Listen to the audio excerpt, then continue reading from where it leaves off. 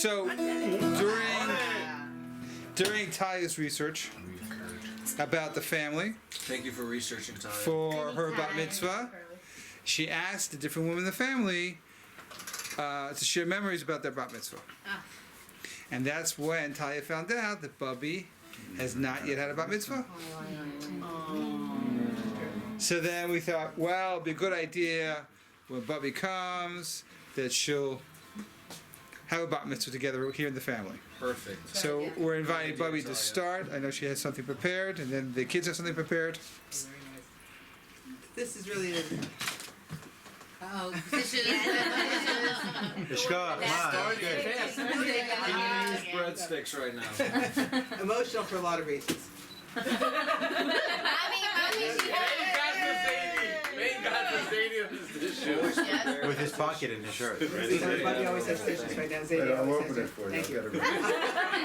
I'll tell you when to start crying. Yeah. The fact that we're all here together, except for Ceci and Daniela, who we miss tremendously. And Yosef.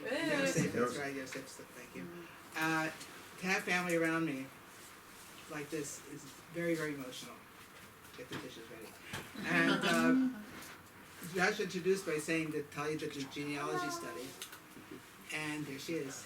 And she I wrote to her, we sent it online, and then she called me, and she asked me, can I interview you? I said, of course. And the interview went very well until she said to me, oh, did you have a bat mitzvah? And I said, no, I didn't. She said, why? And at first I really didn't have a good answer. Why?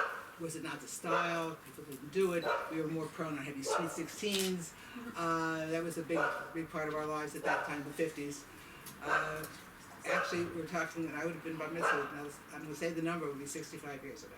Ooh. I'm sorry. Now everybody knows. Thank you. I'm very proud to say that, but back then I did not have a bat mitzvah. It was, like I said, it was a long time ago, and we just didn't celebrate like we did today. Maybe in the very from environment, maybe not in Youngstown, Ohio, where I come from. I don't remember any of my friends having a bat mitzvah. Taya shared that with me, and I shared it with her, and then Josh called.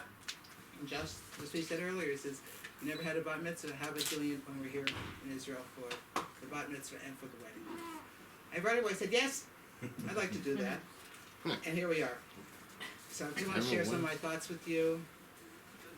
And like I said, although I didn't have a formal bat mitzvah, I really have tried to become sukkot mitzvah. We're now celebrating Sukkot. We've completed the Yom O'Brien. We would all say, where did the year go? It just went by so quickly. And we've all said that at some time. I was just 20, now I'm 21, whatever it could be. So it passed us very quickly. Shortly, we're going to start to read Bereshit, the beginning. We read it every year. We start, we go through the whole Torah, into Simchas Torah, and start all over again.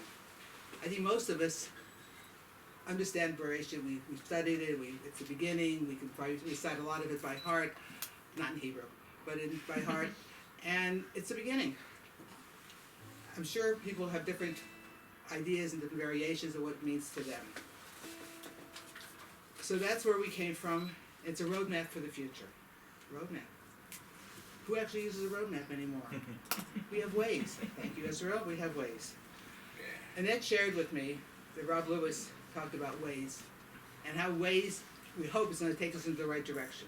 No more roadmaps. We don't open up a map. I happen to like maps, but you don't open it. Here we are. You look on the screen, and then she says recalculate because you made a wrong turn, and that happens pretty often.